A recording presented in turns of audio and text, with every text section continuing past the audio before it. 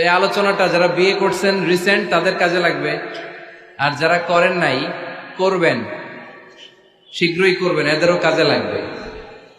আর যারা মুরব্বী অনেক অভিজ্ঞতা ওনাদেরও কাজে লাগবে, ওনারা এটা শুনে নাতি নাত করতে শোনাতে পারবে, ঠিক কিনা? তাহলে কারোরই লস নাই। বিষয় কি? কথা বলে না। দম্পতি বোঝেন? বুঝেন? স্বামী আর স্ত্রী বানায় যেজন মিস্ত্রি, সে বড় আজব কারিগর ও মনরে সে বড় কঠিন কারিগর, ঠিক কিনা? পৃথিবীর প্রথম দম্পতি হচ্ছে সাইয়েদনা আদম আলাইহিস সালাম আর হাওয়া আলাইহাস সালাম। পৃথিবীর প্রথম স্বামী আদম আলাইহিস সালাম, প্রথম স্ত্রী হাওয়া আলাইহাস সালাম। ওয়া কুলনা ইয়া আদম উসকুন আনতা ওয়া যাওজুকাল জান্নাহ। আল্লাহ বললেন, আদম তুমি আর তোমার জোড়া বা তোমার স্ত্রী দুজনে মিলে জান্নাতে থাকো। তাহলে ওনারা ছিলেন স্বামী আর স্ত্রী, ঠিক কিনা? তাহলে এই দাম্পত্য সম্পর্কটা এটা জান্নাতি সম্পর্ক। কি সম্পর্ক? উত্তর দিতে হবে। দৌলতপুরের ভাইরা রাগ করছেন আমার সাথে? শীত লাগতেছে? উত্তর দেওয়া যাবে আওয়াজ করে? হ্যাঁ, আওয়াজ করে উত্তর দিবেন, মুখে তালা মেরে বসে থাকা যাবে না। তাহলে পৃথিবীর প্রথম স্বামীর নাম কি? আদম আলাইহিস সালাম। পৃথিবীর প্রথম স্ত্রী হাওয়া আলাইহাস সালাম। এই দাম্পত্য সম্পর্কটা বড় মধুর, বড় গভীর, বড্ড ভালোবাসার, ঠিক কিনা? স্বামী আর স্ত্রী, স্বামী আর স্ত্রী, এই সম্পর্কটাকে আল্লাহ তাআলা কোরআনে পোশাকের সাথে তুলনা করেছেন। কিসের সাথে? পোশাক। আরবিতে বলে লিবাস। আরবিতে কি বলে? লিবাস। আল্লাহ বলেছেন, ও নারীরা তোমরা পুরুষদের জন্য পোশাক, আর ও পুরুষেরা তোমরা নারীদের জন্য পোশাক। পড়েন সুবহানাল্লাহ। পোশাকের বেসিকলি তিনটা কাজ। কয়টা? কেউ কথা কয় না, আরো জোরে বলেন কয়টা? এখন আওয়াজ আসলো কোথা থেকে? আওয়াজ করে উত্তর দিবেন, চিল্লায় বলেন পোশাকের কাজ কয়টা? এভাবে শেষ পর্যন্ত খোঁচায় যেন সাউন্ড বের করা না লাগে, স্বপ্রণোদিত ভাবে উত্তর করবেন, ক্লাসের মতো হোক। তিনটা কাজ। এক নম্বর কাজ হচ্ছে পোশাক ইজ্জতের আবরু, লজ্জাস্থান ঢেকে রাখে, ঠিক কিনা? আমাদের লজ্জাস্থান ঢেকে রেখেছে আমাদের পোশাক। ঠিক তেমনি স্বামী তার স্ত্রীর ইজ্জত হেফাজত করে, স্ত্রী তার স্বামীর ইজ্জত হেফাজত করে, স্বামী তার স্ত্রীর চরিত্র হেফাজত করে, আর স্ত্রী তার স্বামীর চরিত্র হেফাজত করে। এজন্য আল্লাহ একে অপরের উদাহরণ দিতে যে লেবাস বা পোশাকের সাথে তুলনা দিয়েছেন। সুবহানাল্লাহ পড়েন। পোশাকের দুই নাম্বার কাজ হচ্ছে সৌন্দর্য। এই যে কত সুন্দর ডিজাইন করা, এমব্রয়ডারি করা পোশাক যখন আমরা পরি সুন্দর লাগে না? তেমনি পুরুষের চোখে নারী সুন্দর, নারীর চোখে পুরুষ সুন্দর, স্বামীর চোখে স্ত্রী সুন্দর, স্ত্রীর চোখে স্বামী সুন্দর। সুবহানাল্লাহ পড়েন। পোশাকের তিন নাম্বার কাজ হচ্ছে কমফোর্ট, আরাম দেয়া, প্রশান্তি দেয়া। শীতকালে এই যে আমরা ব্লেজার পরেছি, জ্যাকেট পরেছি, অনেকে চাদর গায়ে দিয়েছেন, কেউ মাথায় রুমাল দিয়েছেন, কেউ গলায় মাফলার দিয়েছেন, একটা উষ্ণ উষ্ণ আরাম আছে না নাই? আবার গরমের কালে পাতলা সুতি কটনের কাপড় পরলে একটা আরাম আছে না নাই? তাহলে পোশাক পরলে যেমনি আমাদের দেহ প্রশান্ত হয়, আরাম পাওয়া যায়, তেমনি স্বামী স্ত্রীর স্পর্শ পেলে সে আরাম পায়, তার হৃদয়টা প্রশান্ত করে দেয় কে? আবার স্ত্রী স্বামীর সঙ্গ পেলে তার মধ্যে প্রশান্তি এনে দেয় কে? এজন্য রব্বুল আলামিন বলেন, হুন্না লিবাসুল লাকুম ওয়া আনতুম লিবাসুল লাহুন্না।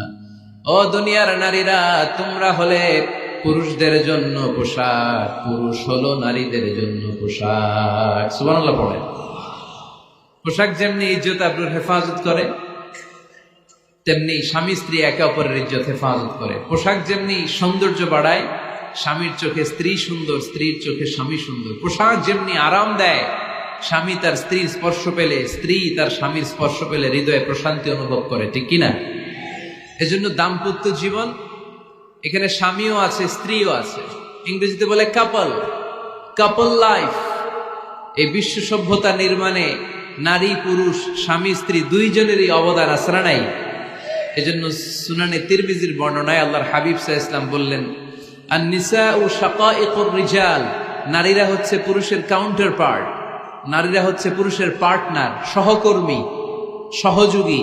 এই বিশ্ব সভ্যতা নির্মাণে শুধু পুরুষদেরই অবদান নাই, নারীদের অবদান আছে না নাই? এজন্য কাজী নজরুল ইসলাম অসাধারণ লিখেছে, এ বিশ্বে যা কিছু মহান চিরকল্যাণকর, অর্ধেক তার করিয়াছে নারী, অর্ধেক তার নর। তার মানে নর নারী, স্বামী স্ত্রী দুইজনেরই অবদান এই মানব সভ্যতায় আছে না নাই?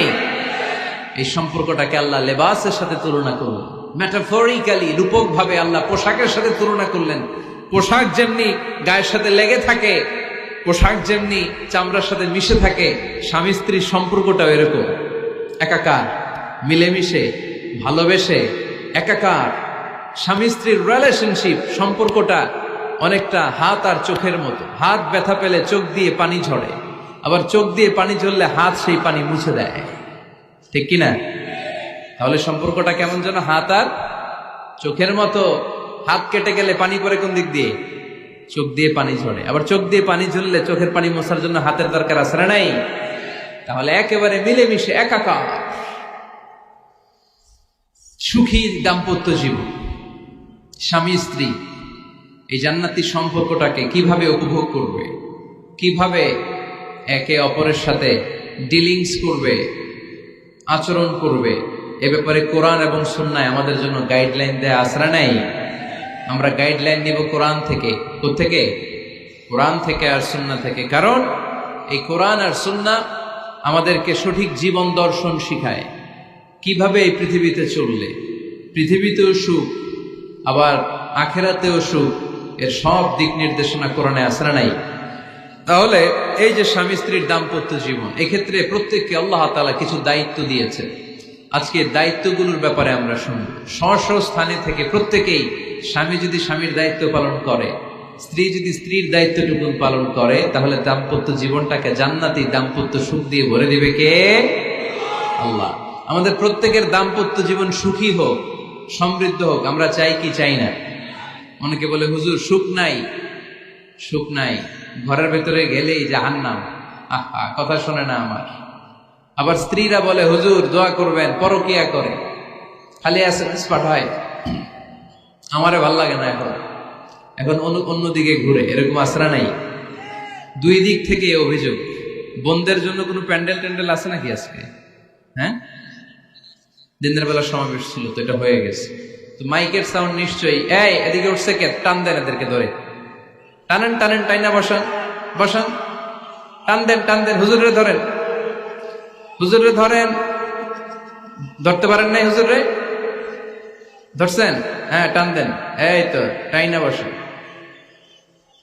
এদিকে তাকান, এদিকে হয়েছে, হ্যাঁ বসাই দিচ্ছে। এইভাবে চলবে একেবারে শেষ পর্যন্ত। উঠলে খবর আছে। শুরুতে সুযোগ দিয়েছি, সুযোগ নেন নাই। তো আমরা প্রথমে স্বামীর দায়িত্ব শুনবো। দাম্পত্য জীবনে স্বামীকে আল্লাহ তাআলা কি দায়িত্ব দিয়েছে, তারপর স্ত্রীকে আল্লাহ তাআলা কি দায়িত্ব দিয়েছে, এবং দুইজনের আবার কালেকটিভ সম্মিলিত কিছু দায়িত্ব আছে, এগুলো আমরা শুনবো। শুনতে রাজি আছেন তো? কষ্ট হচ্ছে আপনাদের? আচ্ছা, এই বাম দিকটা আমাকে কষ্ট দিয়েই যাচ্ছে, খালি আওয়াজ, কথা। একটু থামছে, আবার শুরু। কেন? আমার দিকে তাকান। আরেকজনকে থামতে বলছে কি আপনার? এই থামো থামো, এগুলো বলেন কেন? আপনি থামেন, তাই তো হয়ে গেল। হ্যাঁ, আবার আমার সাথে কথা বলেন, আপনি চুপ। তো প্রথমে আমরা সম্মিলিত দায়িত্বের কথা শুনবো। সম্মিলিতভাবে আল্লাহ স্বামী স্ত্রী দুইজনকেই কিছু দায়িত্ব দিয়েছে, যে দায়িত্বটা দুইজনের উপরই বর্তায়। এরপরে শুনবো স্বামীকে আল্লাহ কিছু দায়িত্ব দিয়েছে, এটা শুনবো। এরপরে স্ত্রীকে কিছু দায়িত্ব দিয়েছে। আল্লাহর কসম, এই দায়িত্বগুলো যদি স্বামী স্ত্রী সম্মিলিতভাবে পালন করে, এক একটা ঘরকে আল্লাহ জান্নাতি পরিবার বানায় দিবে, সুখী সমৃদ্ধ জান্নাতি দম্পতি বানায় দিবে। এরকম দাম্পত্য জীবন, সুখময় দাম্পত্য জীবন আমাদের হোক। আমরা চাই কি চাই না? চাই। তাহলে আমরা প্রথমে আলাদা আলাদা দায়িত্ব শোনার আগে সম্মিলিত বা কালেকটিভ রেসপন্সিবিলিটি কি আছে, এই সম্মিলিত দায়িত্বগুলো শুনব। স্বামী স্ত্রীর দুইজনের কাঁধেই বর্তায় এরকম প্রথম দায়িত্ব হচ্ছে স্যাক্রিফাইস। দাম্পত্য জীবনের আসল খেলাটা হচ্ছে স্যাক্রিফাইসের খেলা। কিসের খেলা? স্যাক্রিফাইস। এটা লাগবে। আমার বোনেরা অথবা যুবতী বোনেরা, অথবা রিসেন্টলি বিয়ে হয়েছে এরকম বোনেরা, আজকে তো এক ভাই এসে দোয়া চাইল, হুজুর 3 দিন আগে বিয়ে হয়েছে আমার, একটু দোয়া করে দেন। তারপর যুবক ছেলেরা, তোমরা যারা বিয়ে করনি করবা, খেয়াল করে শোনো, এগুলো কাজে লাগবে। স্যাক্রিফাইসটা খুব জরুরি। স্যাক্রিফাইস ইজ দ্য কি of a successful happy couple life. একটা সুখী দাম্পত্য জীবনের আসল চাবি হচ্ছে স্যাক্রিফাইস। আওয়াজ করে বলতে হবে, চাবিটার নাম কি? স্যাক্রিফাইস করতে হবে, একটু মানিয়ে নেয়া, একে অপরকে বোঝা, একটু ভালোবাসা, একটু মানিয়ে চলা, এটার নাম হচ্ছে স্যাক্রিফাইস। একে অপরকে বোঝার চেষ্টা করা, একটু মানিয়ে চলার চেষ্টা করা, একটু ভালো লাগা, একটু ভালোবাসা, সুখ দুঃখ ভাগাভাগি করে মিলেমিশে একাকার হয়ে যাওয়া, এটার নামই দাম্পত্য জীবন। ঠিক কিনা? এটার নামই দাম্পত্য জীবন। মিলেমিশে একাকার হয়ে যেতে হবে, স্যাক্রিফাইসের মানসিকতা অর্জন করতে হবে। একে অপরের দোষ ধরলে চলবে না, কারণ no one is perfect in this life. আপনি যে আপনার বউয়ের দোষ ধরতেছেন, আপনার দোষ নাই? কথা বলেন না কেন? আপনারও দোষ আছে না নাই? তো লিস্ট দুই ভাবে করা যায়, একটা হচ্ছে দোষের লিস্ট, আর একটা হচ্ছে গুণের লিস্ট। দোষের লিস্ট বাদ দিয়ে দেন।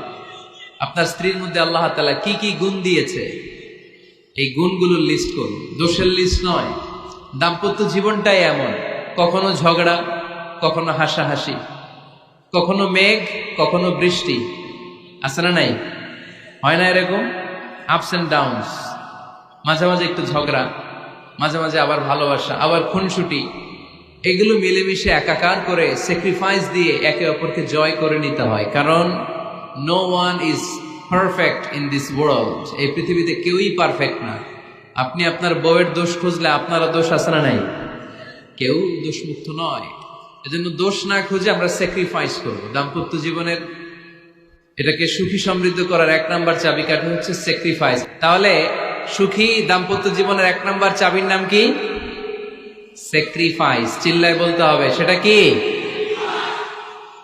তাহলে হাজব্যান্ড ওয়াইফ দুইজনেই স্যাক্রিফাইস করবেন। দাম্পত্য জীবনকে সুখী করার 2 নাম্বার কালেকটিভ ফর্মুলা হচ্ছে ঝগড়া করা যাবে না। ঝগড়া আপনারা করেন নাকি ভাবির সাথে? ভাবির সাথে ঝগড়া করেন কে কে? দেখি হাত তোলেন।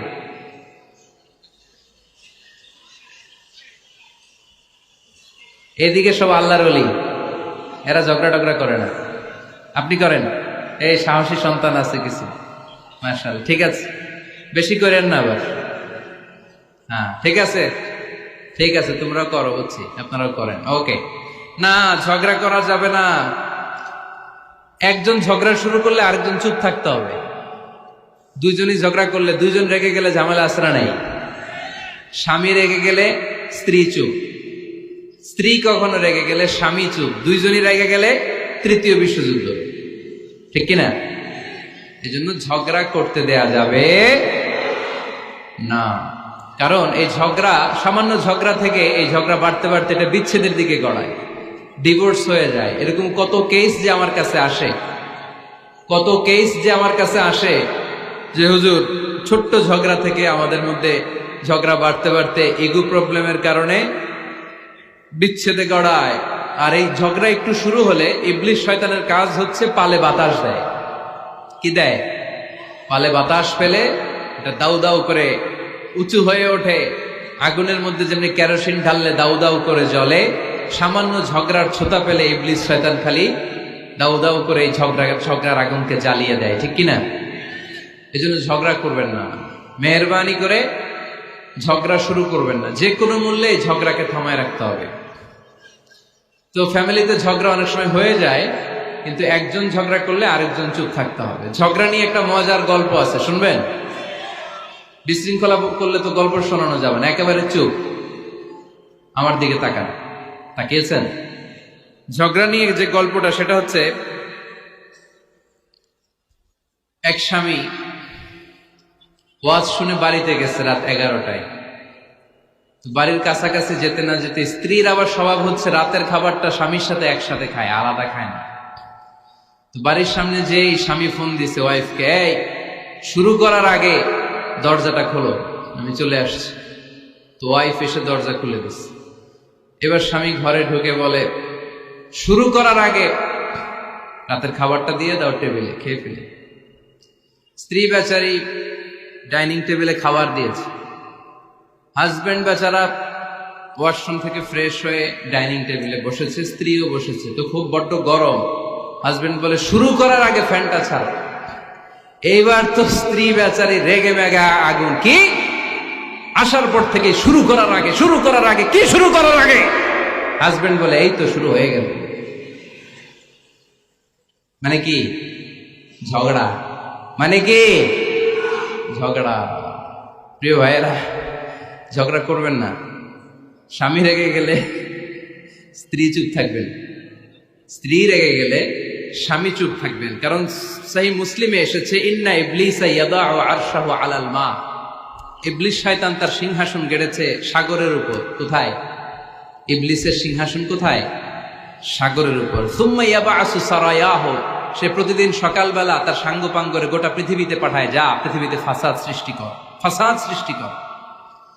ইবলিস যখন সাঙ্গপাঙ্গদেরকে গোটা পৃথিবীতে ছড়িয়ে দেয়, সারাদিন ধোকা দেওয়ার পরে, ওয়াসওয়াসা দেওয়ার পরে, রাত্রিবেলা ইবলিসের কাছে ফিরে আসে, এসে বলে, ও ইবলিস, আমি আজকে আল্লাহর বান্দাদেরকে দিয়ে মিথ্যা কথা বলিয়েছি। ইবলিস বলে, এটা তো কোনো ব্যাপারই না, এগুলাই তো তোদের কাজ। আরেক শয়তান বলে, আমি ওজনে কম দিয়েছি একজনের মাধ্যমে বাজারে। ইবলিস বলে, এটাও তেমন বড় কোনো কাজ নয়।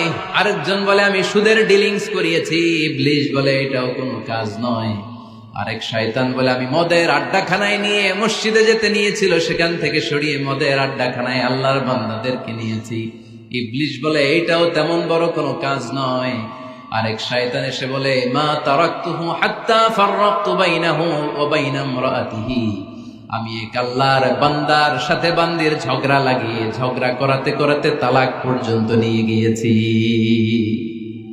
মা তারাকতুহু হাত্তা ফাররাকতু বাইনাহু ওয়া বাইনা ইমরাআতিহি, আমি এক ইমানদার পরিবারকে ধ্বংসের শেষ প্রান্তে নিয়ে গিয়েছি। সামান্য ঝগড়ার পরে আমি ওয়াসওয়াসা দিতে দিতে ঝগড়া বাড়াতে বাড়াতে তালাক পর্যন্ত নিয়েছি। ইবলিস বলে, শাবাশ, তুই তো কাজের মতো কাজ করেছিস, আমার কাছে আয়, আমার কাঁধে ওঠ।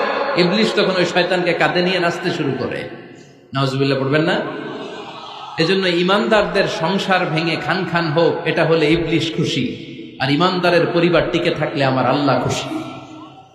আমরা কার খুশি চাই? এজন্য শয়তানরে খুশি হতে দেয়া যাবে না।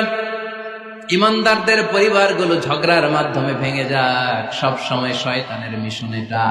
আর ইমানদারদের পরিবারগুলো টিকে থাক, এটা আমার আল্লাহ সব সময় চায়। সুবহানাল্লাহ পড়েন। এজন্য দৌলতপুরের ভাইরা ঝগড়া করবেন না।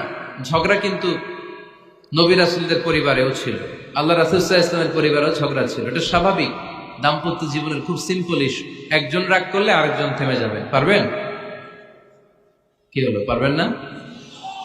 আল্লাহর হাবিব সাল্লাল্লাহু আলাইহি ওয়াসাল্লামের সাথে আম্মা জান আয়েশার ঝগড়া হতো।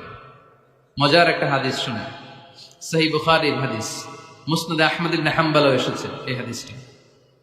আম্মা জান আয়েশার সাথে ঝগড়ার পর আম্মা জান আয়েশাও রাগ, আল্লাহ রাসূল সাল্লাল্লাহু আলাইহি ওয়াসাল্লামও রাগ।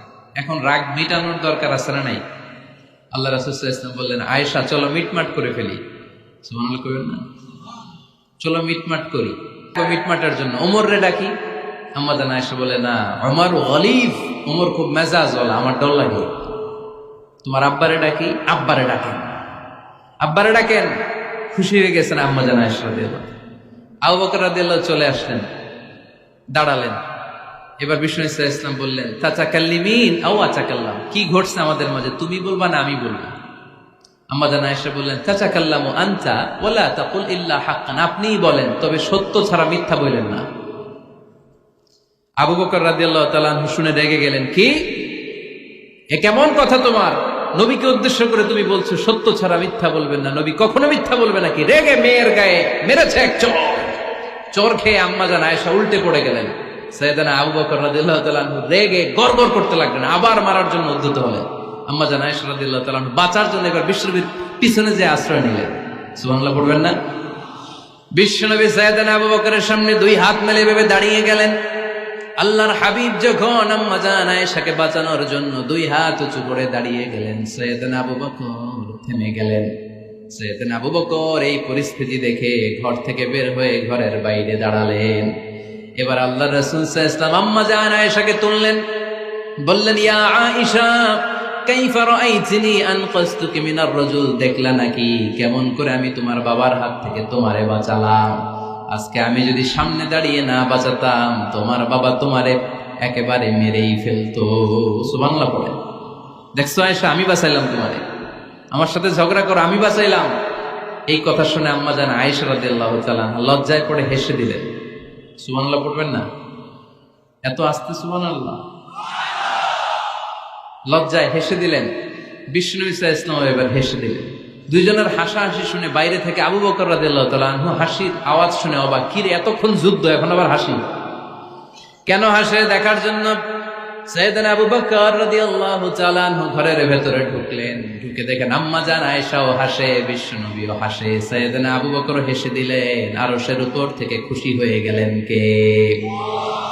এবার সাইয়েদনা আবু বকর বলেন, ইয়া রাসূলুল্লাহ, ইয়া হাবিবাল্লাহ, আশরিকানি ফি সিলমিকুমা কামা আশরাকতুমানি ফি হারবিকুমা। নবী গো, আপনাদের দুইজনের মধ্যে যুদ্ধ লাগলে যেমনি মিটমাট করার জন্য আপনি আমারে ডাকেন, আপনাদের এই আনন্দ ঘন মুহূর্তগুলোতে শরীক হওয়ার জন্য মাঝে মাঝে আমারে ডাইকে। সুবহানাল্লাহ পড়েন।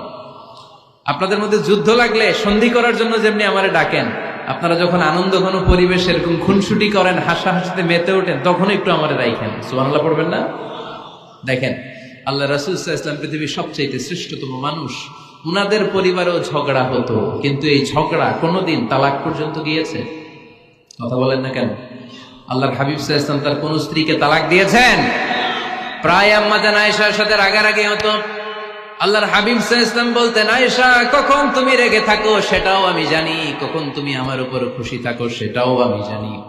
ইয়া আয়েশা ইন্নী লা আ'লামু ইযা কুনতি আন্নী রাদিয়া ওয়া ইযা কুনতি আলাইয়া গাদবা। আয়েশা কখন রেগে থাকো তাও বুঝি, কখন খুশি থাকো তাও বুঝি।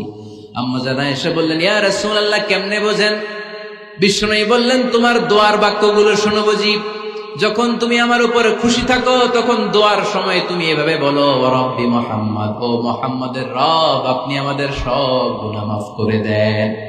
আর যখন তুমি আমার উপর রেগে থাকো তখন তুমি মুনাজাতের সময় বলো, ওয়া রাব্বি ইব্রাহিম, ইব্রাহিমের রব, আপনি আমাদেরকে ক্ষমা করে দেন। তার মানে যখন তুমি রেগে থাকো তখন দোয়ার সময় আমার নামটা মুখে নিতে চাও না। সুবহানাল্লাহ পড়েন। তখন তুমি দোয়ার সময় অন্য নবীর নাম নাও। আম্মা জান আয়েশা বললেন, ইয়া রাসূলুল্লাহ, মা আহাজুরু ইল্লা ইসমাক, আমি তো শুধু নামটাই সরাই, আমার মুখ থেকে কেবল আপনার নামটাই সরায় রাখি, আমার হৃদয় থেকে কখনো আপনারে সরাতে পারি না। আমার হৃদয় জুড়ে আপনি, মা আহাজুরু ইল্লা ইসমাক, নবী হে, আমি শুধু দোয়ার সময় রাগের মাথায় আপনার নামটা বাদ দেই, হৃদয় থেকে তো আপনারে বাদ দিতে পারি না। সুবহানাল্লাহ বলবেন না? তার মানে নবীদের ফ্যামিলি তো ঝগড়া এগুলো হতো, কিন্তু এটা তালাক পর্যন্ত গড়াতো না, ঠিক কিনা? তাহলে এখন থেকে আমাদের এই স্লোগান নিতে হবে যে ঝগড়া করলেও আমরা ডিভোর্সের দিকে যাব না। পারা যাবে? আর একজন রেগে গেলে আরেকজনকে চুপ থাকতে হবে। ভাবি রেগে গেলে আপনি চুপ, পারবেন? পারবেন না? ইনশাআল্লাহ। এই যারা বিয়ে করে না এরা ইনশাআল্লাহ, আর বাকিরা চুপচাপ। আওয়াজ করে পড়েন না ইনশাআল্লাহ।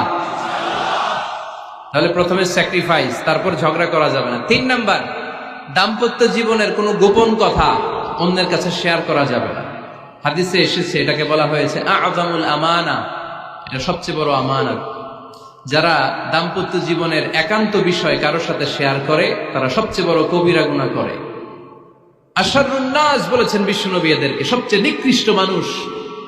ইয়াউমাল কিয়ামাতি মানজিলাতান, আল্লাহর কাছে কিয়ামতের দিন সবচাইতে নিকৃষ্ট হয়ে দাঁড়াবে ওই দম্পতি, ওই নারী কিংবা ওই পুরুষ, তুফদি ইলা যাওজিহি ওয়া ইউফদি ইলা যাওজিহা সুম্মা ইউনশিরু সিররাহা। তারা একান্ত সময়ে ফিজিক্যাল ইন্টিমেসিতে যা করে এটা পরে মানুষের কাছে বলে বেড়ায়, এরকম আছে না নাই? খবরদার, এটা বড় কবিরা গুনাহ। অনেক বোনরা একসাথে হলে দাম্পত্য জীবনের বিভিন্ন গোপন বিষয় নিয়ে কথা বলে, আছে না নাই? অনেক পুরুষরা একে অপরের সাথে, বন্ধুদের সাথে বিভিন্ন বিষয় নিয়ে শেয়ার করে, এটা এমন ওইটা এমন, এগুলো বলা যাবে? আসিবাউ হারাম। দাম্পত্য জীবনের সব বিষয়, স্বামীর সব বিষয় স্ত্রীর কাছে আমানত, স্ত্রীর সব বিষয় স্বামীর কাছে আমানত রেখেছে কে? দাম্পত্য জীবনের এই প্রাইভেট লাইফের কোনো কিছু কিয়ামত পর্যন্ত অন্যের কাছে প্রকাশ করাকে হারাম ঘোষণা করে দিয়েছে কে? এজন্য খবরদার আমার বোনেরা, একসাথে মহিলারা হলে পেটের কথা পিঠের কথা সব বের করে দেয়, আসরা নাই কিছু থাকে না, সব বের হয়ে যায়। খবরদার, সব বললেও দাম্পত্য জীবনের কোনো কথা শেয়ার করা যাবে। আমার ভাইয়েরা খবরদার, আপনাদের দাম্পত্য জীবনের কোনো কথা আপনার বন্ধুর সাথে শেয়ার করতে পারবেন না। এগুলো ফ্যামিলি শান্তি নষ্ট করে, দাম্পত্য জীবনের সুখকে নষ্ট করে। তাহলে 3 নাম্বার, প্রাইভেসি বজায় রাখবেন, এটা দুজনেরই দায়িত্ব। 4 নাম্বার, অহেতুক সন্দেহ পরিহার করুন। অনেক স্ত্রী আছে হাজবেন্ডের খালি সন্দেহ করে, এই ওদিকে তাকাই লাগেন, ওই মেয়ের দিকে তাকাই লাগেন, মোবাইল দেখি, মোবাইল দাও, ফেসবুকের পাসওয়ার্ড দাও, ঢুইকা দেখি মেসেঞ্জারে কার সাথে চ্যাট করছে, এই অফিসের ফাইল দেখি, এই এটা দেখি, এই তোমার ইনবক্স চেক করবো, এদিকে দাও, আছে না নাই? এই সন্দেহ ঘরটারে জাহান্নামের টুকরা বানিয়ে ছেড়েছে। অহেতুক সন্দেহ করবেন না। আবার ভাইরা ভাবিদেরকে অহেতুক সন্দেহ করবেন, এই ওদিকে গেলা কেন, ওদিকে তাকাইলা কেন, এটা করলা কেন, ওইটা করলা কেন, দেখি তোমার মোবাইল, তোমার মোবাইলের গ্যালারি দেখি, লক করে রাখছো কেন, লক খোলো, আছে না নাই? অহেতুক সন্দেহ ফ্যামিলিটারে জাহান্নামের টুকরা বানিয়ে দেয়। হ্যাঁ, ভ্যালিড কোনো অপরাধ যদি স্বামী করে ফেলে, ভ্যালিড কোনো অপরাধ যদি স্ত্রী করে ফেলে, পরকীয়ার কোনো বিষয় যদি প্রমাণিত হয়, বসেন, কনসাল্ট করেন, একে অপরের সাথে কথা বলেন, জিজ্ঞেস করেন। কিন্তু অহেতুক, আমি অনেক ফ্যামিলি এরকম দেখেছি, আমার কিছু বন্ধুকেও আমি দেখেছি যে এদের অবস্থা খুব খারাপ, খালি সন্দেহ করে, আছে না নাই?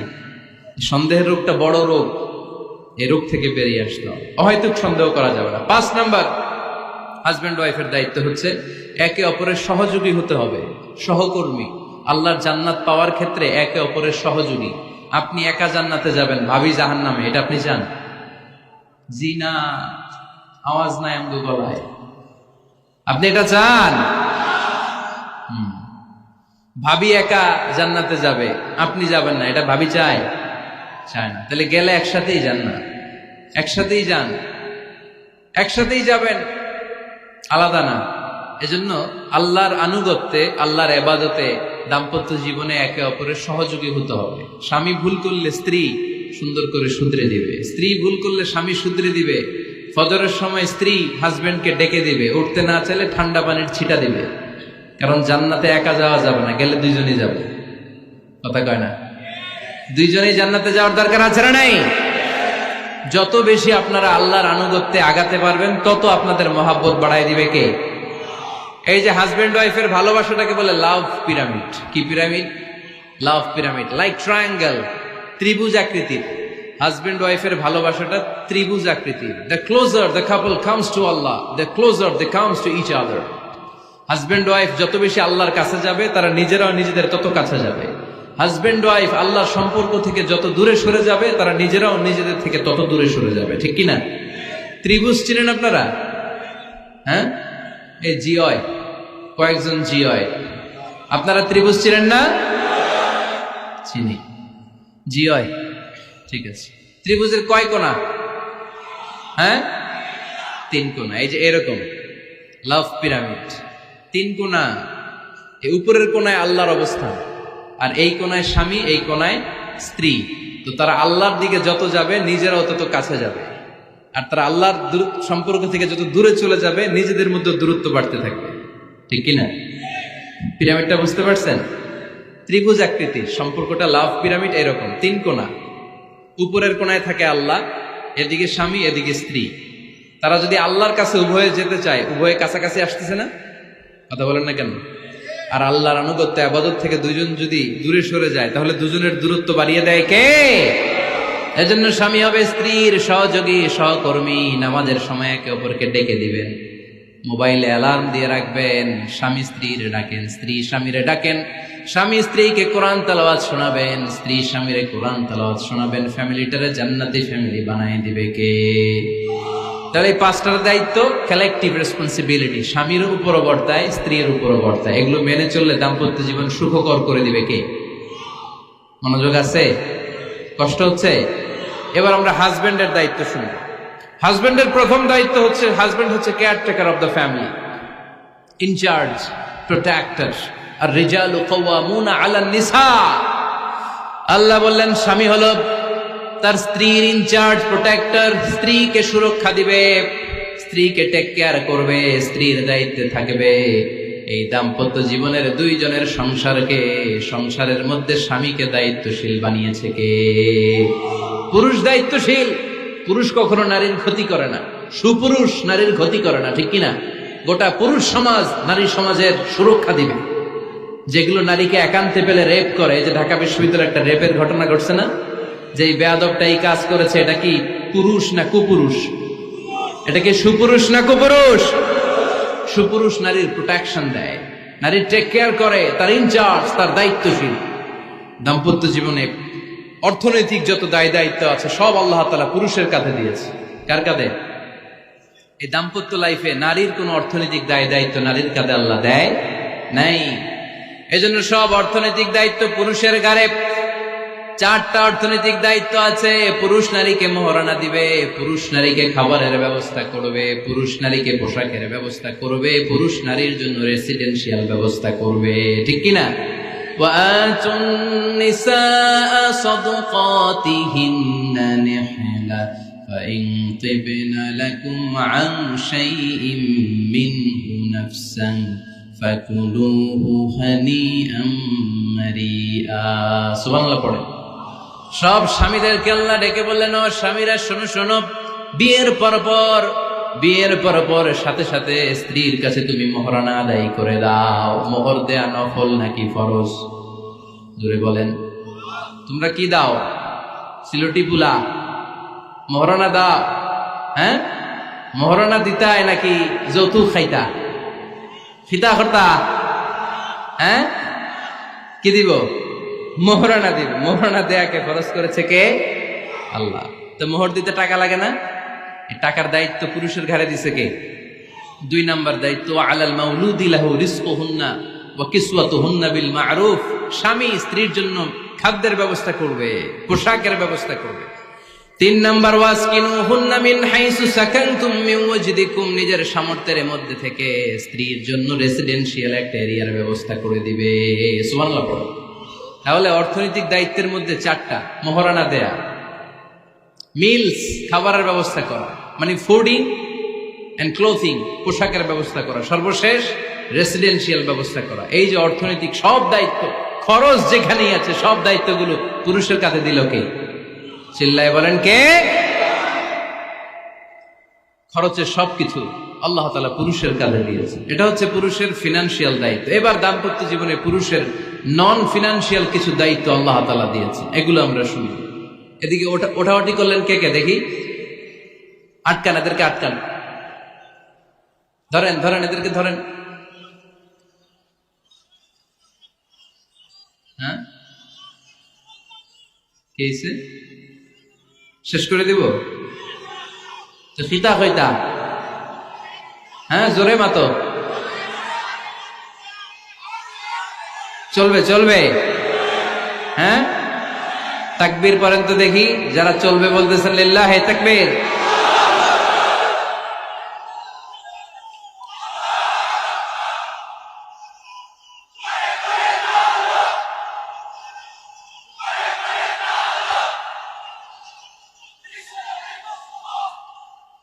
মাশাআল্লাহ মাশাআল্লাহ। এবার দাম্পত্য জীবনে নন ফিনান্সিয়াল পুরুষের যে দায়িত্ব আছে সেটা আমরা শুনবো। 1 নাম্বার দায়িত্ব হচ্ছে, স্বামীর উচিত স্ত্রীর সাথে ভালো আচরণ করা। ভালো আচরণ করেন তো আপনারা? জি হয়। এই শুধু উনি করে, বাকিরা খিতা কর্তা, মারামারি কর্তা নি, খিতা কর্তা। হ্যাঁ, সালাম দিবেন, স্ত্রীকে কি দিবেন? আল্লাহ বললেন, ওয়া আশিরুহুন্না বিল মা'রুফ। স্ত্রীর সাথে কোমল ভাষায়, ভালো শব্দে, ভালো বাক্যে ভালো কথা বলো। স্ত্রীর সাথে খারাপ আচরণ করো না। স্ত্রীকে দেখলে তুমি মুচকি হাসি দাও। অনেক স্বামী আছে কখনো স্ত্রীকে দেখলে মুচকি হাসি দেয় না, চেহারাটা বাংলা পাসের মতো এরকম করে রাখে, আছে না নাই? দৌলতপুরের লোকের অবশ্য অনেক ভালো, এই যে সবার মুখে হাসি, মুচকি হাসি। হাসেন তো, মুচকি হাসি দেন তো একটা। আওয়াজ করলে মুচকি হাসি হয় নাকি? এটা মুচকি হাসি, দাঁত দেখা যাবে না, সাউন্ড হবে না, শুধু এখানে একটু এক চিলতে হাসির একটা ঝলক করবে, এটার বলে মুচকি হাসি। কানা রাসূলুল্লাহ সাল্লাল্লাহু আলাইহি ওয়াসাল্লাম আকসারু তাবাসসুমান, আল্লাহর হাবিব সাল্লাল্লাহু আলাইহি ওয়াসাল্লাম সব সময় মুচকি হাসতেন। অনেকে আছে চেহারা গোমরা করে রাখে, জীবনেও হাসে না, এরকম আছে না নাই? দেখছেন এরকম আছে? এলাকায় তো নাই না? আছে। হাসবেন, হাসবেন। মুচকি হাসতে পয়সা লাগে না, পয়সা লাগে? এজন্য হাসবেন। আল্লাহর হাবিব সাল্লাল্লাহু আলাইহি ওয়াসাল্লাম বলেছেন ফাস্তাউসু বিন-নিসাই খায়রা, নারীর সাথে ভালো আচরণ করো। নারীদেরকে বাঁকা পাঁজরের হাড় দিয়ে তৈরি করা হয়েছে। এই হাড়কে সোজা করতে গেলে ভেঙে যাবে, রেখে দিলে বাঁকাই থেকে যাবে। তো কি করতে হবে? ফাস্তাউসু বিন-নিসাই খায়রা, কোমল আচরণ করো। আবার আল্লাহর হাবিব সাল্লাল্লাহু আলাইহি ওয়াসাল্লাম বললেন রিফকাম বিল কাওয়ারিদ, নারীদেরকে কাচের তৈজসপত্র বাসনের সাথে, গ্লাসের সাথে আল্লাহর হাবিব সাল্লাল্লাহু আলাইহি ওয়াসাল্লাম তুলনা করলেন। কাচের তৈজসপত্র, কাচের গ্লাস, কাচের প্লেট যেমনি আস্তে তুলতে হয়, আস্তে রাখতে হয়, নারীদের সাথে এরকম কোমল আচরণ করার আদেশ দিয়েছে কে? কাচের গ্লাস, তৈজসপত্র, জগ কিভাবে রাখেন আপনারা? খুব জোরে এরকম থপাস করে নাকি? উঠানোর সময় থপাস করে উঠান? খুব স্মুথলি এটা ধরতে হয়, স্মুথলি এটা রাখতে হয়। তেমনি নারীদের সাথেও স্মুথলি আচরণ করবেন। নারীদেরকে যত আপনি কোমল মোলায়েম ভাষায় কথা বলতে পারবেন, তারা তত আপনার কথা শুনবে। যত সুন্দর সুন্দর কথা। নারীকে, স্ত্রীকে বলবেন তুমি আমার সব, তুমি আমার কৈতরি, তুমি আমার টুনটুনি, তুমি আমার ময়না পাখি, তুমি আমার সোনা পাখি। ওই যে কয় কলিজা, তার মানে প্র্যাকটিস চলে বাসায়। আর কি ডাকেন? ভাবিরে কি ডাকেন বলেন? জান।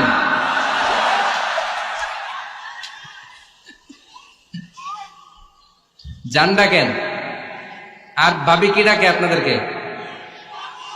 বাবু। কি ডাকে? বাবু ডাকে। আর কি ডাকে? হ্যাঁ, বেবি। পোলাপান কত দুষ্ট দেখছেন, বেবি ডাকে নাকি? স্বামী স্ত্রীর মধ্যে এই সোহাগপূর্ণ, এই ভালোবাসাপূর্ণ এই ডাকাডাকিতে কোনো গুনাহ নাই, আছে সওয়াব। এগুলো দাম্পত্য জীবনকে সুখময় করে, ঠিক কিনা? তাহলে স্ত্রীদের সাথে কোমল আচরণ করতে হবে, 1 নাম্বার দায়িত্ব। 2 নাম্বার দায়িত্ব, স্ত্রীর সেক্সুয়াল ডিজায়ারকে ফুলফিল করতে হবে। সেন্সিটিভ, যেগুলো ব্যাখ্যা করে বোঝানো কঠিন। আপনারা বুঝবেন যারা ম্যাচিউরড, মোর দেন 18 ইয়ার্স, যারা 18+ যাদের বয়স, সেক্সুয়াল ডিজায়ার ফুলফিল করা হাদিসে এসেছে, এটা স্বামীর দায়িত্ব। ফিজিক্যাল ইন্টিমেসির সময় নিজের ডিজায়ার ফুলফিল হলেই কুইট না করা, সময় দেয়া, এটা আবশ্যক। এই বিষয়েও প্রত্যেক স্বামীর খেয়াল রাখা দরকার। সংক্ষেপে শেষ করে দিলাম। 3 নাম্বার, স্ত্রীর ব্যক্তিগত বৈধ কাজে স্বাধীনতা দিতে হবে স্বামীর। অনেক স্বামী এই ছোট্ট বিষয় নিয়ে মারামারি লাগায় ফেলে ঘরে। স্ত্রীর ব্যক্তিগত বৈধ যে চয়েস, এটাতে আপনি স্বাধীনতা দিবেন। স্ত্রীর মনে চায় রান্না বান্না শিখতে, আপনি বললেন তুমি কম্পিউটার শিখো, কিলাকিলি আছে না নাই? স্ত্রীর মনে চায় কাঁথা সেলাই শিখতে, নকশি কাঁথা, আপনি বললেন না তুমি ল্যাঙ্গুয়েজ শিখো, ঝামেলা আছে না নাই? না, প্রত্যেকের আলাদা ব্যক্তিগত রুচি, চাহিদা, মতামতের গুরুত্ব আছে না নাই?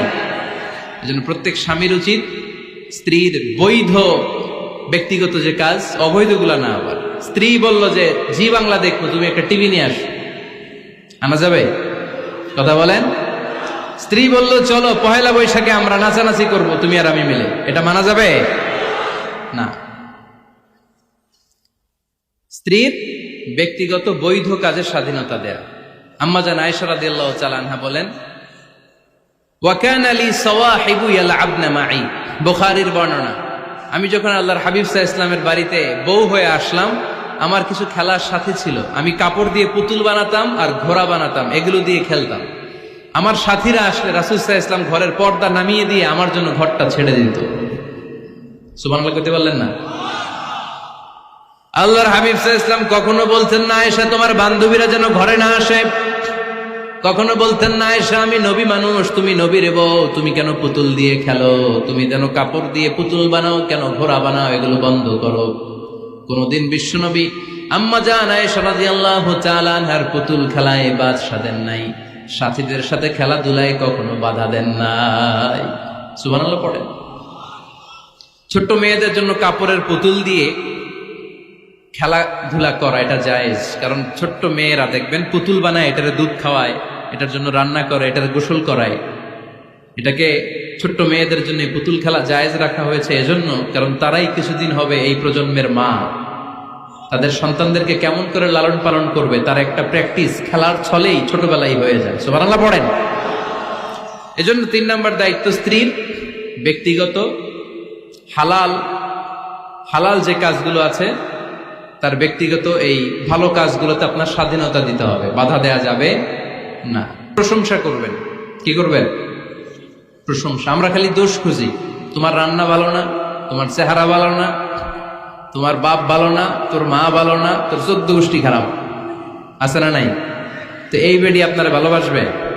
এই বেডি তো আজীবন আপনার বদনাম করবে, ঠিক কিনা? কোনোদিন তারে আপনি প্রশংসা করলেন না, প্রশংসা করবেন।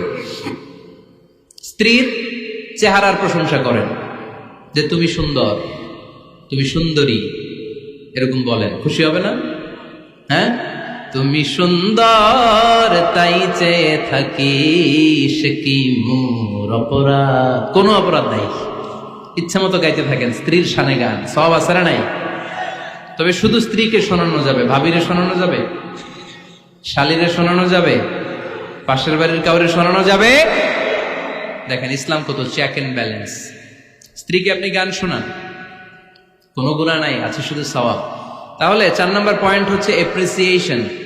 সারাদিন এই মহিলাটা ফজরের পর থেকে উঠে ঘর গুছায়, মশারিগুলো খোলে, বিছানা পরিষ্কার করে, বাচ্চাদেরকে ক্লিন করে, স্কুলের টিফিন রেডি করে দেয়, বাচ্চাদেরকে স্কুলে যেতে দেয়, আপনার জন্য খাবার রেডি করে, কাপড় ধোয়, ঘরের সবাইকে দেখভাল করে। একদিনও আপনি তার এপ্রিসিয়েশন করলেন না। এরকম ডাকাইত স্বামী আছে না নাই?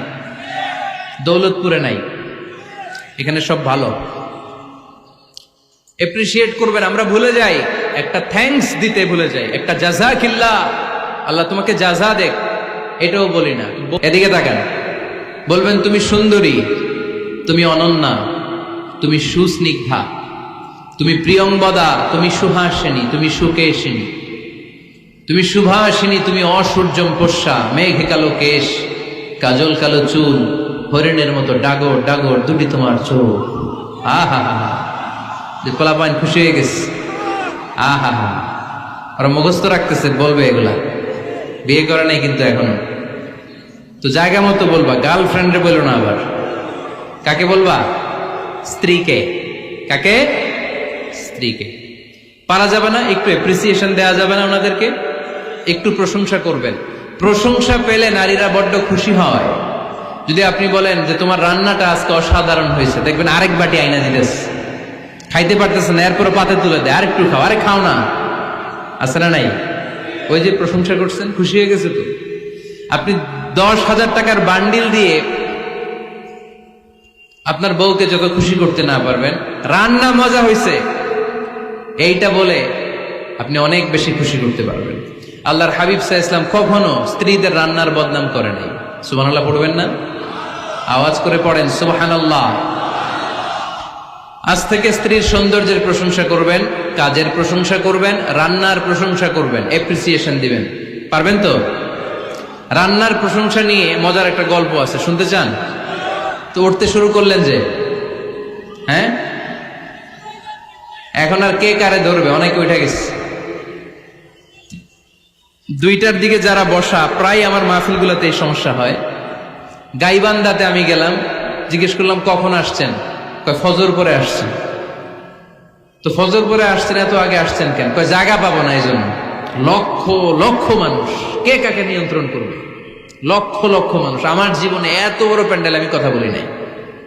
এরা সকাল থেকে বসে আছে, পেশাব আটকে রাখছে, এটা ক্ষতিকর না? এরা আজহারিকে দেখার পরে এরপরে ওঠা আরম্ভ করছে, দেখাইছি, কয় দেখা গেছি হুজুর, এরপরে চলে যাচ্ছে। তা আপনাদের কি অবস্থা এরকম? হ্যাঁ, আচ্ছা ঠিক আছে। তো রান্নার প্রশংসা নিয়ে যে মজার গল্পটা আপনাদের শোনাতে চাই, এদিকে তাকান, মনোযোগী হন। আমার ওয়াজ শুনে এক লোক মনে মনে নিয়ত করছে যে আয়রে, জীবনে তো রান্নার প্রশংসা করলাম না, আজকে রান্নার প্রশংসা করব। তো মাহফিল শেষে বাসায় গেছে, স্ত্রী তাকে খাবার দিয়েছে, স্বামী খাবার খায় আর মিটি মিটি হাসে। স্ত্রী বলে, এই মাহফিল শুনে আসছো, রাত বাজে 12টা, খাচ্ছ ভালো কথা, হাসো কেন? তো স্বামী বলে, হাসি এর কারণ হচ্ছে তোমার রান্নাটা আজকে এত মজা হয়েছে না জীবনে, আজকে বাড়াই বাড়াই পেতেছে তো, জীবনে এত মজার রান্না খাই নাই, রান্না মজা হয়েছে শুই না। স্ত্রী তো রেগে গেছে, কি গত 10 বছর ধরে তোমারে রান্না করে খাওয়াই, একদিনও রান্নার প্রশংসা করলা না, আর আজকে পাশের ঘরের ভাবি একটু গরুর গোশতের তরকারি পাঠাইছিল বাটিতে করে, পাশের ঘরের ভাবি একটু আমাদের বাড়িতে তরকারি পাঠাইছিল, তো ওই তরকারি দিয়েই তোমাকে খাবার দিছি, আজকে রান্না টান্না আমি করি নাই। তো ওই বেটির রান্না তোমার এত ভাল লাগছে, এই 10 বছরে একদিনও কইলা না, আজকে এটা কইলা, খাও খাও, তোমার মজার খাওয়া, আর রান্ধুন না।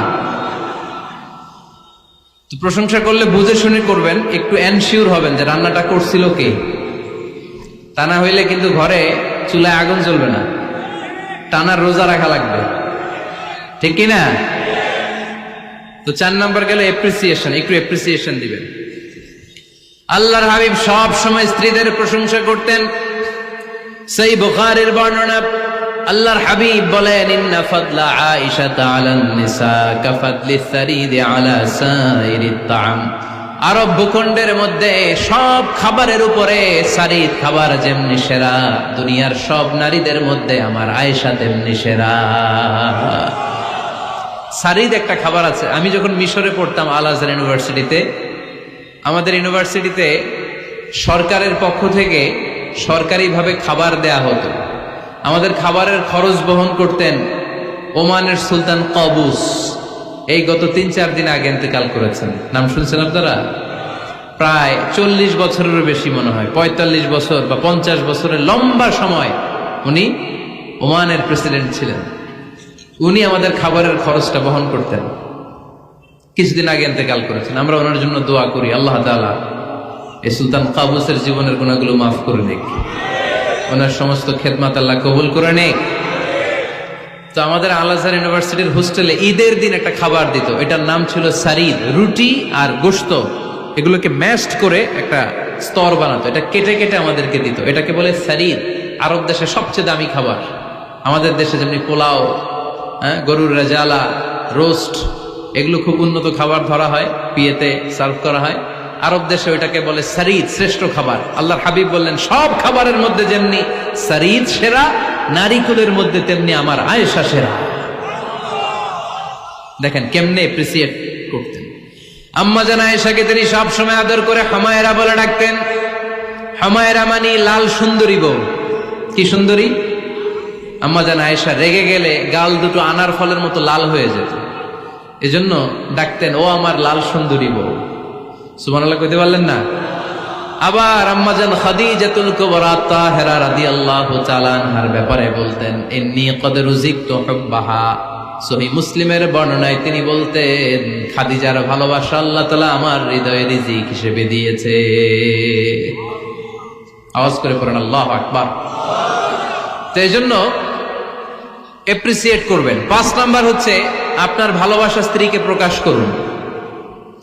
এক ছাদের নিচে আজীবন বসবাস, 20 বছর হয়ে গেছে এদের সংসার, একদিনও মুখ ফুটে বলতে পারে নাই তোমারে ভালোবাসি। পারছেন? হ্যাঁ, কে কে পারছেন? দেখে হাত তোলেন।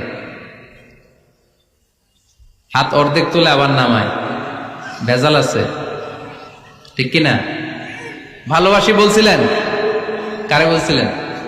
ভাবিকে না গার্লফ্রেন্ডকে? হ্যাঁ, স্ত্রীকে বলবেন, নিজের স্ত্রীকে বলবেন আই লাভ ইউ। কি বলবেন? কথা বুঝে না বোধহয়। কি বলবেন? সবাই বলেন, কি বলবেন? মুরব্বী একজনও কয় না, কয় এতদিন কইছি না, অহনো কম না। তিরমিজির বর্ণনা দেখেন, বিশ্বনবী যে আই লাভ ইউ বলতো তার দলিল শুনেন। সাহাবারা জিজ্ঞেস করলেন, ইয়া রাসূলুল্লাহ, মান আহাব্বুন নাস ইলাইক, ও নবী কারে সবচেয়ে বেশি ভালোবাসেন? Who do you love the most? নবী কাকে সবচেয়ে বেশি লাভ করেন আপনি? সাহাবারা প্রশ্ন করলেন, এ রাসূলুল্লাহ কাকে লাভ করেন বেশি? আল্লাহর হাবিব সাল্লাল্লাহু আলাইহি ওয়াসাল্লাম বললেন, আয়েশা রে। সুবহানাল্লাহ কইবেন না? সাহাবারা বললেন, ওয়ামিনার রিজাল, পুরুষদের মধ্যে কারে বেশি পছন্দ করেন? বিশ্বনবী বললেন, আবুহা, আয়েশার বাবা রে। সাইয়েদনা আয়েশা রাদিয়াল্লাহু তাআলা আনহার বাবার নাম কি? আবু বকর। কি নাম? আবু বকর। আল্লাহর হাবিব সাল্লাল্লাহু আলাইহি ওয়াসাল্লাম বললেন, সবচেয়ে বেশি লাভ করি আয়েশাকে। সাহাবারা বললেন, ওয়ামিনার রিজাল, পুরুষদের মধ্যে কারে বেশি লাভ করেন? আল্লাহর হাবিব সাল্লাল্লাহু আলাইহি ওয়াসাল্লাম বললেন, আয়েশার বাবা রে। সুবহানাল্লাহ পড়েন। আম্মা জান আয়েশাকে বিশ্বনবী এত ভালোবাসতেন। আম্মা জান আয়েশা পেয়ালার যেইখানে ঠোঁট লাগিয়ে দুধ পান করতেন, বিশ্বনবী পেয়ালার ওই জায়গাটা খুঁজে খুঁজে ওই জায়গায় ঠোঁট লাগিয়ে দুধ পান করতেন। আম্মা জান আয়েশা রাদিয়াল্লাহু তাআলা আনহা গোশত খেয়ে হাড্ডি চষে হাড্ডিটা রেখে দিলে বিশ্বনবী আম্মা জান আয়েশার চষা হাড্ডিটা মুখে নিয়ে আবার চষতে শুরু করে দিতেন। পড়েন সুবহানাল্লাহ। দুইজন একসাথে এক বালতি থেকে পানি নিয়ে গোসল করতেন। পড়েন আল্লাহু আকবার। তাহলে এভাবে ভালোবাসা প্রকাশ করতে পারবেন তো? 6 নাম্বার স্বামীর দায়িত্ব হচ্ছে গৃহস্থলী ছোটখাটো যে কাজ আছে এই কাজগুলোতে হেল্প করা। আমরা অনেক সময় এগুলোর লজ্জা মনে করি। আল্লাহর হাবিব সাল্লাল্লাহু আলাইহি ওয়াসাল্লাম আমাদের মডেল। আল্লাহর হাবিব সাল্লাল্লাহু আলাইহি ওয়াসাল্লাম ঘরের কাজে সাহায্য করতেন। আপনারা এইভাবে ওটা শুরু করলেন? হ্যাঁ, বউকা বসেন বসেন বসেন, শেষ করে দিচ্ছি আর 10 মিনিট, বসেন। আল্লাহর হাবিব সাল্লাল্লাহু আলাইহি সাল্লাম ঘরের কাজে সাহায্য করতেন। আপনারা ঘরের কাজে সাহায্য করেন তো? আম্মা জান আয়েশা বলেন, বিশ্বনবী নিজ হাতে জুতা সেলাই করেছেন, নিজ হাতে জামা সেলাই করেছেন। মুসনাদে আহমদ ইবনে হাম্বলের বর্ণনা, আল্লাহর রাসূল সাল্লাল্লাহু আলাইহি ওয়াসাল্লাম দুধ খেতে মন চাইলে নিজ হাতে ছাগলের দুধ দহন করেছেন। সুবহানাল্লাহ। নিজে আটার খামির বানাতেন, আম্মা জান আয়েশা চুলায় সেকা দিতেন। আবার আম্মা জান আয়েশা রাদিয়াল্লাহু তাআলা আনহা আটার খামির বানাতেন, বিশ্বনবী এটা চুলায় সেকা দিতেন। সুবহানাল্লাহ পড়েন। দুধ খেতে চাইলে নিজ হাতে বিশ্বনবী ছাগির ওলান থেকে দুধ দহন করে আম্মা জান আয়েশার কাছে এনে দিয়ে দিতেন। সুবহানাল্লাহ পড়েন। তাহলে ঘরের কাজে সহায়তা করবেন, ঘরের কাজে সহায়তা। 7 নাম্বার হালাল এন্টারটেইনমেন্ট, হালাল বিনোদন।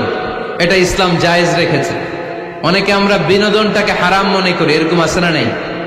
হ্যাঁ, বিনোদন 2 ধরনের, একটা হারাম এন্টারটেইনমেন্ট আর একটা হচ্ছে হালাল এন্টারটেইনমেন্ট। আম্মা জান আয়েশা রাদিয়াল্লাহু তাআলা আনহাকে নিয়ে মরুভূমিতে দৌড়াদৌড়ি করতেন। ভাবির সাথে দৌড়াদৌড়ি করছেন কারা কারা? দেখি হাত তোলেন। হ্যাঁ, দৌড়াদৌড়ি করছেন কোথায়? যৌতুকের লাগে হেতেরে দৌড়াইছেন? হেতি বাসাল্লাই দিছে দৌড়, এই দৌড়াদৌড়ি না। আম্মা জান আয়েশা রাদিয়াল্লাহু তাআলা আনহার সাথে বিশ্বনবী মরুভূমিতে দৌড়াদৌড়ি করেছেন। বলেছেন, আয়েশা দেখো কে কার আগে ওই খেজুর বাগান ধরতে পারে, তুমি আগে না আমি আগে। একবার বিশ্বনবী জিতলেন, তার 7 বছর পরে প্রথমে আম্মা জান আয়েশা রাদিয়াল্লাহু তাআলা আনহা ওই দৌড়ে জিতলেন।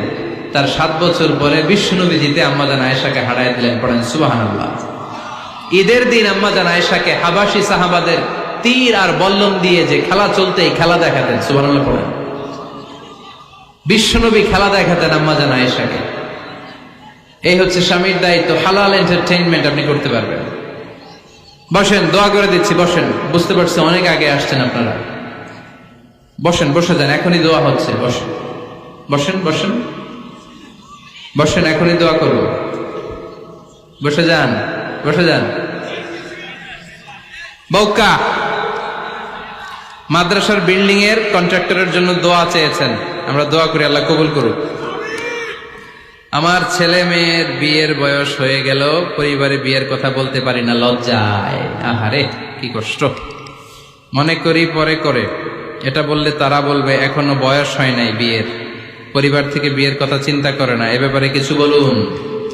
কিছু বললাম। এই সমস্যা পুরো বাংলাদেশের। ছেলে মেয়েদেরকে সময় মতো বিয়ে দেয় না। ইউটিউবে এই নিয়ে আমার কথাবার্তা পাবেন, শুনে নিয়ে। ছেলের বাবা মেয়ের বাবাদেরকে বলি, ছেলে মেয়েরা উপযুক্ত হলে বিয়ে দিয়ে দেন। বিয়ে না দিলে যৌবনের তাড়নায় যত পাপ করবে, এই পাপগুলো মা বাবার কাঁধেও আশ্রা নেই। আচ্ছা, 8 নাম্বার স্বামীর দায়িত্ব হচ্ছে, স্বামীর দায়িত্ব বলেই এখন দোয়া। স্ত্রীর মতামতের গুরুত্ব দিবেন। অনেক স্বামী আছে বাজার করতে গেলে নিজের যেটা মন চায় ওইটাই কিনে, আসরা নাই?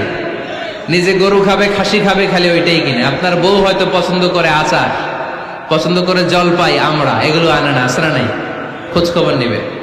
অনেকে ফ্ল্যাট কিনতে মনে চায়, হুট করে কিনে ফেলে না। ভাবিরে জিজ্ঞেস করবেন কোন দিকে কিনলে ভালো হয়, ওয়াশরুমটা কোন দিকে দিতে হবে, কিচেনটা কোন দিকে দিলে সুবিধা, জানালাগুলো কোথায় দিলে সুবিধা, এগুলো সব ডিসাইড করে নিবেন। এই কারণেই দাম্পত্য জীবনে সুখ নাই। 9 নাম্বার, একসাথে সময় কাটাবেন। 6 মাসের বেশি কোন লোক তার স্ত্রীর অনুমতি ছাড়া বাইরে যে প্রবাস জীবন কাটাতে পারবে না। এদেশের অনেক লোক প্রবাসে সময় কাটায়। 6 মাসের বেশি স্ত্রীকে রেখে দিয়ে কোনো হাজবেন্ড বিদেশে থাকতে পারবে না। সিলেটিরা লন্ডনে থাকে, 6 মাস পরেই আসতে হবে, ঠিক কিনা?